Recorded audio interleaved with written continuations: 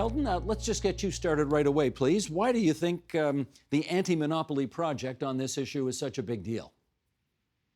Well, I think a big part of why we wrote the report and why the organization exists is the fact that while some of these issues can be very front of mind, at the grocery aisle, they actually run much deeper in our economy. So what we wanted to do with this report is to recognize that, yes, there are competition issues at the grocery store, but those are also the byproduct of consolidation that runs much further up the chain that we need to take seriously. Sylvain, can you give us a sense of how much consolidation there actually is in the food system in our country today? Well, there's been lots across the food chain from farm gate to plate. And in fact, all nodes of the supply chain have actually consolidated more because the other nodes have consolidated.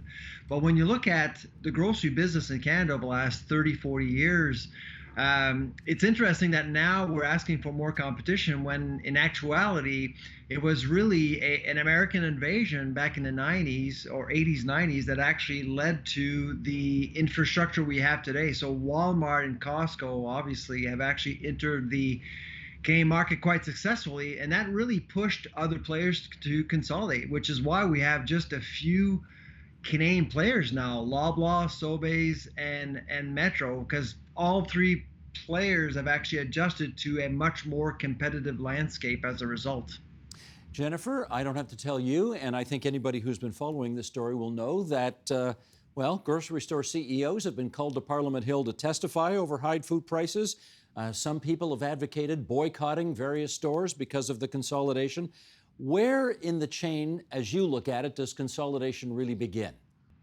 Well, consolidation, as was already mentioned, is all through the agri-food supply chains, and it really begins in agricultural inputs, which are the seeds, the chemicals, the farm machinery, the fertilizers that farmers use in their fields and their agricultural operations, and that consolidation tracks through from that production level all the way through to the grain and commodity handling level, all the way through to food processing, and finally at retail. How, in your view, have the Ukrainian people withstood so much bloodshed? Great to be with you. Thank you for having me. Well, as you might have guessed by the visual, I'm sitting in the dark, as are probably millions of Ukrainians at the moment, because of the heavy pounding from Russian strikes on critical infrastructure in Ukraine. Odessa is a world port city, should be seen that way by the global community. Many countries, as you know, rely on the food that comes out of Odessa ports.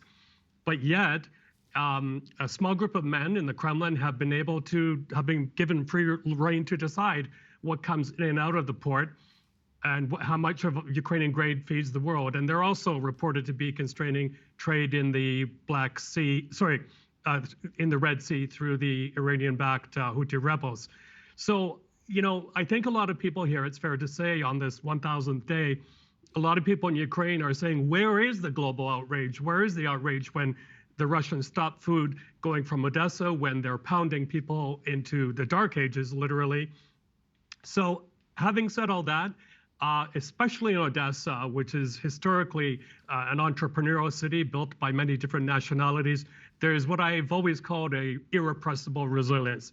People go on no matter what, whether it's in terms of fighting or in terms of volunteer work, in terms of keeping their businesses going. But there is a weariness, a tiredness happening. And in a way, that's going to put pressure on the Zelensky administration to find some way to end the war. And kind of to wrap up, I mean, no one here that I've met feels that any territory should be given up. They want everything to go back to 1991 lines. Whether that will happen at the negotiating table, we don't know. But it is fair to say also that a lot of worry what will happen in the next hours and days. Now that ATACMS are being used, what kind of response will that bring from the Russian side? In which case, Maria, let me follow up with this. Is Ukraine, in your judgment, more vulnerable now than at any time since the war began? And if so, why do you believe so? Yes, it's probably more vulnerable, in part because we have the Trump administration coming in about 8-10 weeks. And Trump, as you mentioned in the intro, has promised to settle this in a day.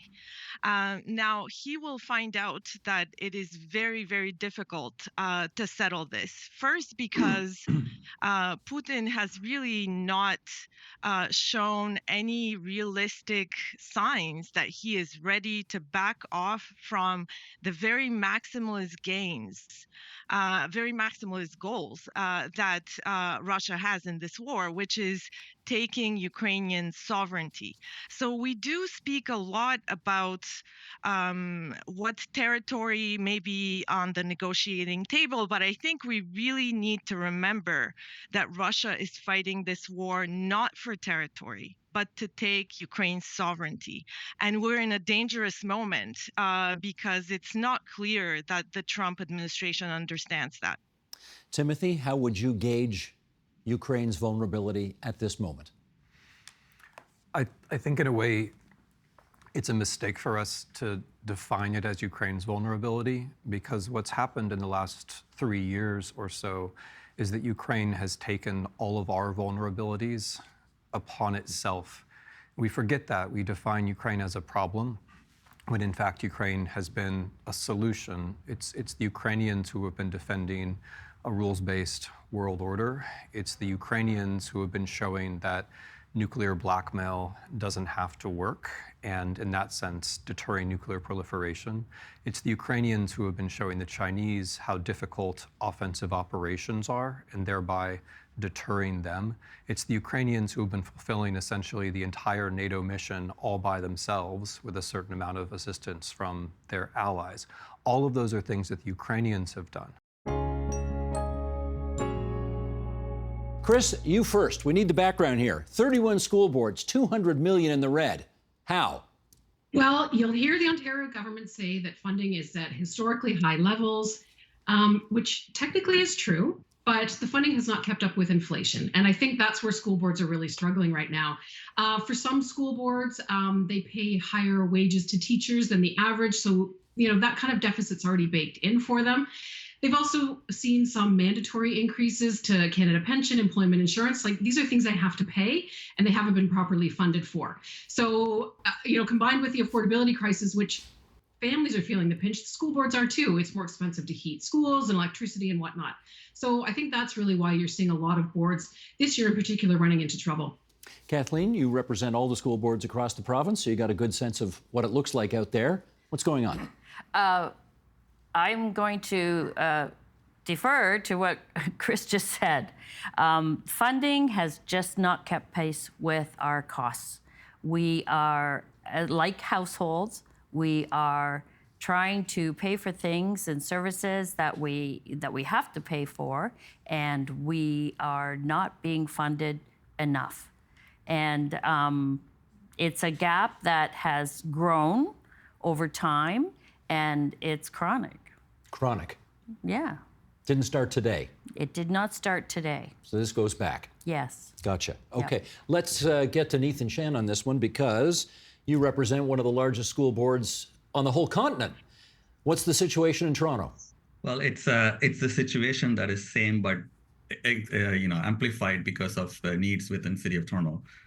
As you can see, OPSPA, Ontario Public School Board Association, has calculated about $800 per student underfunding, and some of the other organizations, including Canadian Centre for Policy Alternatives, have gotten it almost twice that amount. So even if you take the $800 per student, you're looking at a population of 235,000 students within City of Toronto, with 42,000 staff and 580 schools. So it's the large school board, and so we are facing the issue at a larger scale. But also, City of Toronto, recently Social Planning Toronto released a report on child poverty within City of Toronto. So in addition to the regular flaws in the funding formula, we are also not being acknowledged for a city that is very complex and has a lot of socioeconomic needs and much more work to do. So over the years, as Kathleen mentioned, the chronic underfunding, each year we feel like we're cutting on a little bit, but over 2 decades, we've cut so much that we cannot recognize our schools when we go in. I'm going back to the schools I've been youth worker in 20 years ago. I was a student, and going back and seeing the kind of underfunding and what it means to a school. Like when you cut at a micro level, it's taking away a teacher makes a big impact in the school. Taking away caretaking hours makes a big impact in the school. So the money that's being cut may not be seen as proportionally high when we do it, but when you go into a grassroots level, at a school level, it is impacting. So it is something that we need to fix quickly, and it's a fix that the province can do. What makes concussions different from other kinds of injuries? Well, it's an invisible injury because a lot of other brain injuries you could see if you did some imaging, but concussions we don't see. We have no way of making a diagnosis. It's a clinical diagnosis, and so you basically need a person to tell you something happened to them, and then they tell you about all the symptoms. And so you could imagine that that could be missed. Sometimes people don't want to tell you, or they don't realize how significant it is and don't report it. And there's also this idea that maybe these repetitive head injuries that don't actually give you all the concussion symptoms might also be something that we need to think about. So there's a lot of unknowns about concussion.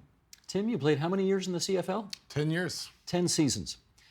How many blows to the head do you estimate you took?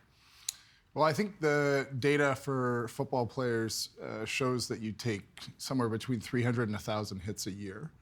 And when you think, I was a soccer player as a kid, I played hockey, I played rugby year round.